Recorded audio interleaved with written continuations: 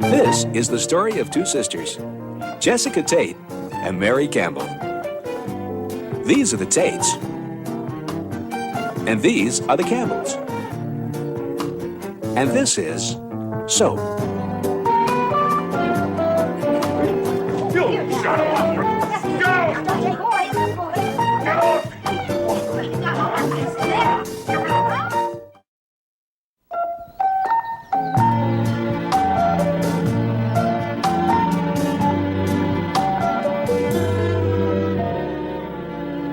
And so what you're saying to me, Mrs. Tate, is although you had a gun, you didn't shoot it.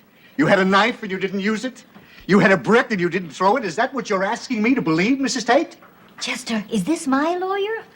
Well, why is he yelling at me? I thought he was supposed to be on our side. Mrs. Tate, I'm pretending to be the prosecuting attorney, so you get used to it when you're in court. Well, are you going to yell at me like that when we go to court? Because if you are, I'm not going. No, I won't, Mrs. Tate. I promise I'll be very nice. The prosecutor will probably yell. Oh, well, who is the prosecutor? I don't know yet. Oh, well, Chester, when you hire the prosecutor, make sure it's someone nice. Mrs. Tate. You see, I was just telling Chester, I don't think we really need a lawyer or a case or any of this. See, I thought I would just go to the jury and tell them I'm innocent. They'll believe me. Jess. Chester, all my life, people have always believed me. See, I have that kind of face. My mother once said to me, Jessica, with a face like that, you could get away with murder. So, you see, I was just thinking, Mr. Magoo. Malou. Right. You see, I thought... Mrs. Tate, why don't you go inside and join the rest of the family? Tell me, Tate, is this the way she generally is, or has she had a couple of Boilermakers? No, that's pretty much Jessica. You see, I usually rely upon putting my client on the stand to testify in their own defense. But I mean, in this case, put her on the stand? You might as well strap her in, shave her head, and attach the electrodes right there. Oh, we better look for some character witnesses amongst the rest of the family. We've got to find something to save her neck.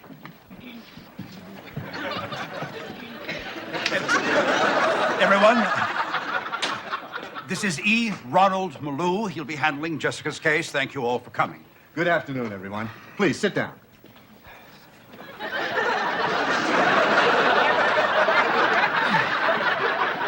Benson.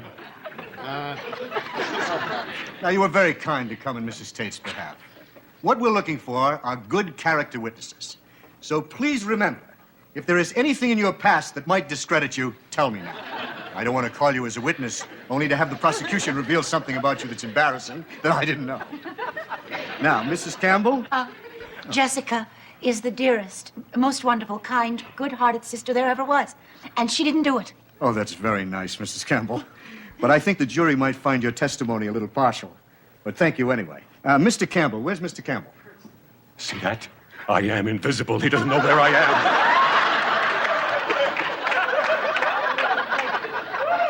am. He doesn't know who you are. There he is. Mr. Campbell.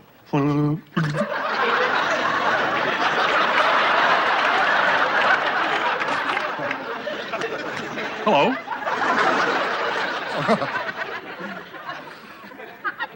Peter was your son. Do you think your sister-in-law could have killed him? Absolutely not. Good. Now, he could be a very important witness. You'll see the victim's father testifying on behalf of the accused. Now, what makes you so... What makes you so certain that your sister-in-law couldn't have killed him? One, she has red hair. I beg your pardon? And two, I have never seen her do or say anything suspicious. Well, Mr. Campbell, I'm sure that the prosecutor would point out to you that she wouldn't do or say anything suspicious with you standing there. No. She didn't know I was there. She couldn't see me. You see, it was while I was invisible. Oh, well, thank you very much, Mr. Campbell. Terrific. Invisible? Put him on the stand, we might as well throw a bag over her head and tell the squad to fire right there. Danny? Yeah. Look, I'll testify. No, wait. He can't testify. Why not? I know Aunt Jessica didn't do it. With the kind of work that you do, how will that look to a jury? Ah, come on. It's not going to make any difference to them. That won't make any difference. The kind of people you work for? Well, for God's sakes, what does he do? Work for gangsters? That's right. I think your Uncle Chester has a point. Next, Jody. I don't think I ought to testify. Why? I'm gay. Oh. Well, these are more liberal times, Jody. I don't think that would matter. Last month I tried to commit suicide. Was suicidal homosexual? You certainly have your hands full. I'm sorry, Jody.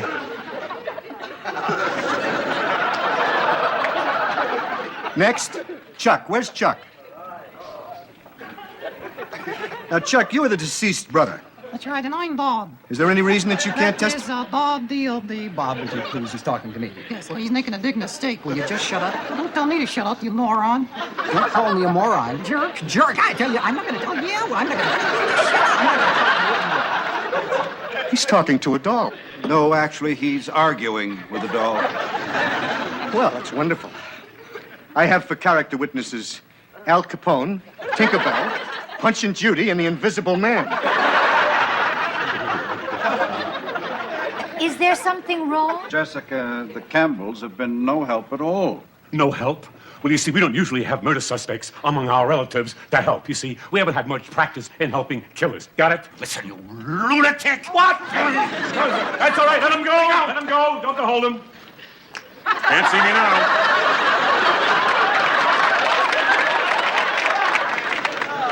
Please, please, hold it down. This is no help to Mrs. Tate. I mean, she's got all the evidence against her. It's important that the jury see a very close-knit family. Now, please, I beg of you. We don't have an awful lot going for us. Now, the Tate family. Is there anyone in the Tate family who cannot appear on the witness stand? Have you met the Major? No, I haven't. Major! Yep. This is Mr. Malou, an attorney. Glad you're here, Adjutant.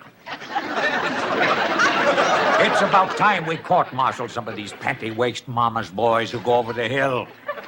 If we shoot a couple of them, it'll set an example for the other men. Carry on.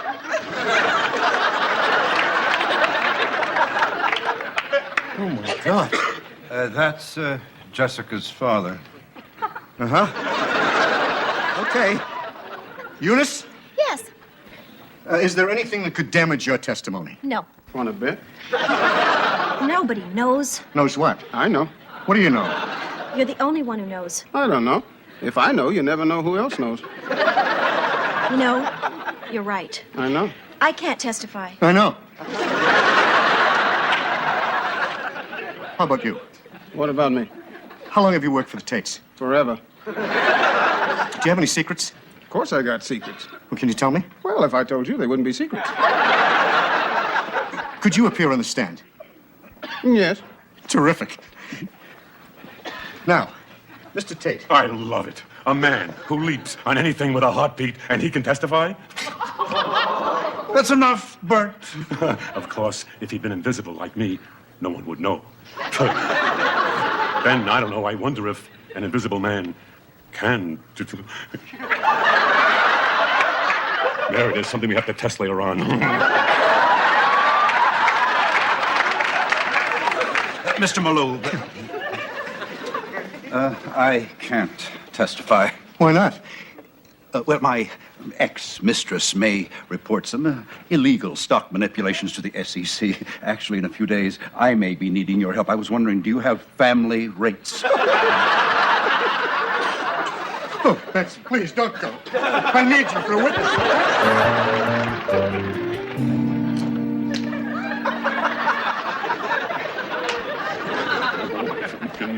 Bert, you can't go. Mary, I gotta go. Bert, you promised to talk to the doctor.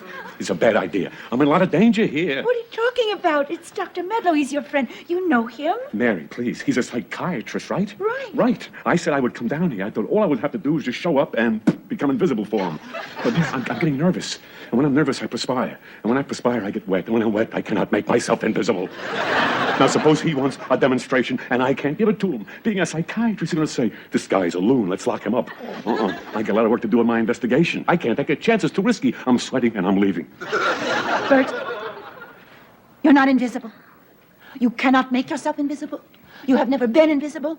You will never be invisible. Never, never. All right, Mary, that's it. I've had it. I am gone. Well, Mr. and Mrs. Campbell, how nice to see you again. Well, let's see, Mr. Campbell. The last time you were here, you were having some problems with impotency. Cured, you know what I mean? Oh, wonderful. So then, what brings you here? Well, Mary has something that she wants to talk to you about. Oh, Mrs. Campbell? Well, Bert hasn't been himself lately. In what way isn't he himself, Mrs. Campbell? He thinks he's invisible. He thinks he's invisible. Yes. Darling, show the doctor how you make yourself invisible. Did you do it yet, Bert? Have you made yourself invisible? Mrs. Campbell, how long have you considered your husband invisible?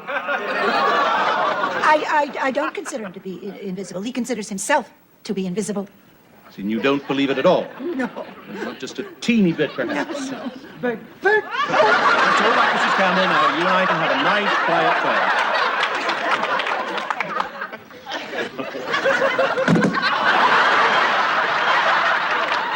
Mr. Campbell, are you all right? I don't understand that. Yesterday I could have walked right through it. It's because I'm wet. Also, you may have a whole different magnetic zone down here. I'll check it out for you. Don't worry, I can use the doorknob. See you. Oh, my goodness. He thinks he's invisible. That's what I've been telling you. I've never seen that before. Invisible. What can be done?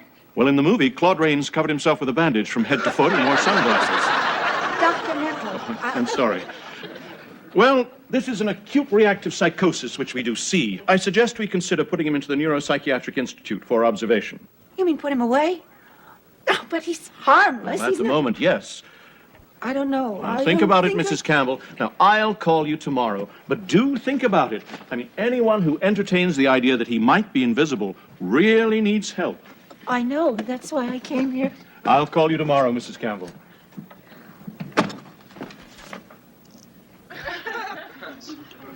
Mr. Campbell, is that you?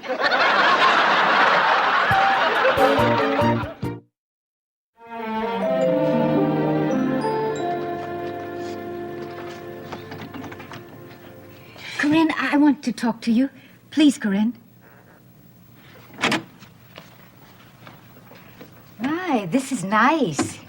It's, light. How many rooms do you have? Look, you didn't come here to sublet the apartment. Right. Well, of course not. I came here to talk. That's something you had 23 years to do.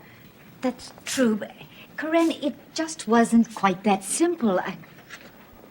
Well, you see, Daddy and I decided that we would tell you about your adoption just as soon as you were old enough to understand.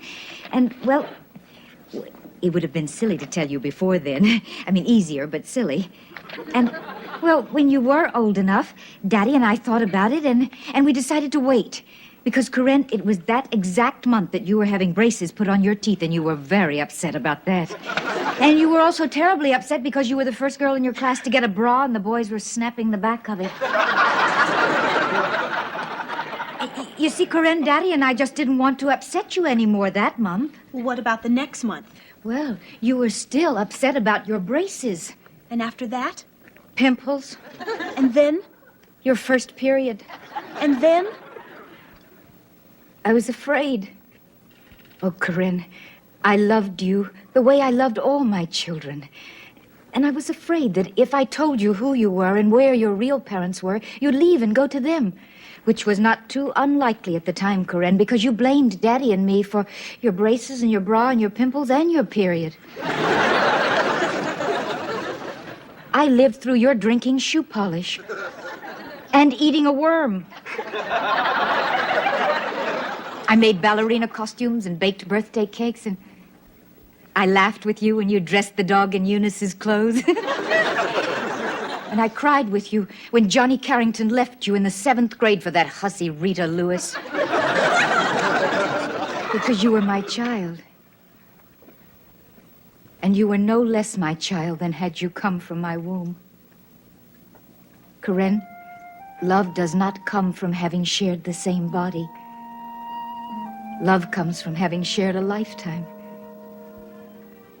I'm on trial for my life now, and I know most people would say that's the most important thing in the world. But it's not. The most important thing in the world to me right now is that once I had a little girl, and now she's gone. I'm going to go now, and I just want you to think about what I said. Your room is still there? Well, look who's here. The Yale bird. Ha! You have no business to be in my house. Ma. Yes, Quiet, dear? Corinne.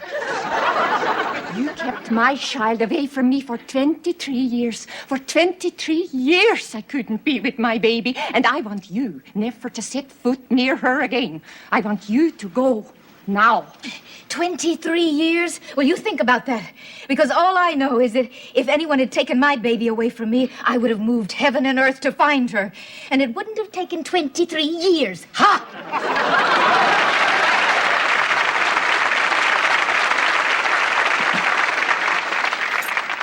Well, I can just imagine what she told you. It must have been some beautiful story about how she loved you and how you were her child and how she loved you just as much as all her other children. But don't you see, Corinne, she had a reason to come here and say all that. Her high-priced lawyer told her she mustn't let you testify against her. Everything she said, Corinne, she said to save her own neck. She lied, Corinne.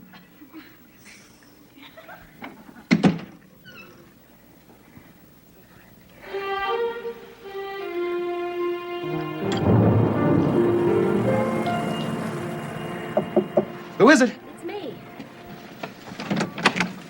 I got your message, Walter. What is it? Where's your wife? Marilyn's at the hairdresser's. You won't believe this. Just look at this. Oh, adorable, Walter. You called me over here in the pouring rain to look at your speech? It's the wrong envelope. Here, wait. Here, look at these. Look at them. Oh, my God. They said they had pictures. They weren't bluffing. Oh, my God, Walter. If anyone ever saw these, I mean, I'm shocked and I'm in them. They want $50,000, Eunice. Walter, do I look like that? Eunice, come on. Well, do I? Do I look that fat?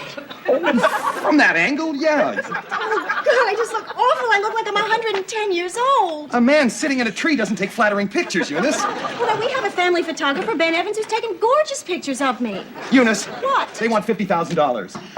Who is it? Me. Oh, my God, it's Marilyn. Hi. There. What? Who is it? Me. I didn't order tea. I ordered coffee. Take it back. Coffee, you jerk. It's Marilyn. Now open the damn door. Right away, dear. So I just have to put this in the briefcase. Hi. What's the matter with you? I thought you were at the hairdresser. He couldn't take me. Exactly the way I feel about you sometimes. Listen, let's have lunch, huh? Morning, Walter. Well, let's have breakfast. I just had some. Well, I'll have breakfast and you can watch. Walter, I don't want to go out. Where are you going? Open the window. Get some air in here. No, air, no. I hate air. Hey, here is just awful. The city has the worst air in the world. And how about some light, Walter? No light. The light's worse than the air for my eye condition. What eye condition? Blue. Blue eyes are very sensitive to light. You know. So sit in the closet. Oh, come on. Oh, my God. What?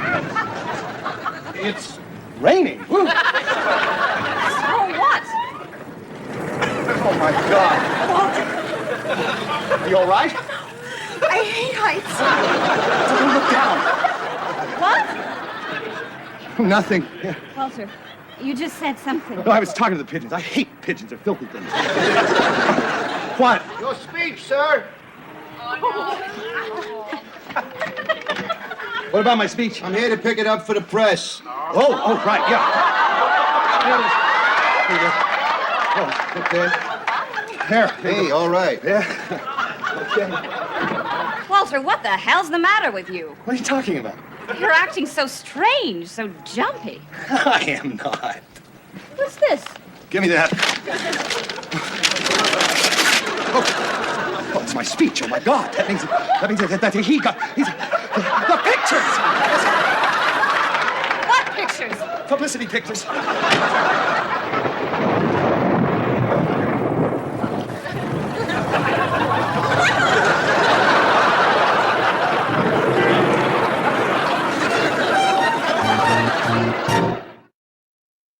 Will Bert be committed, or will life continue to be a snap for him?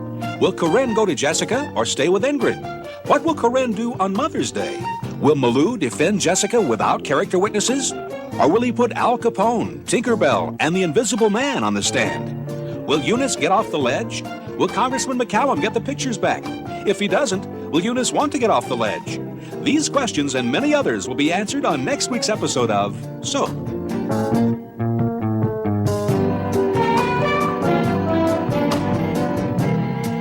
Soap is videotaped in front of a studio audience.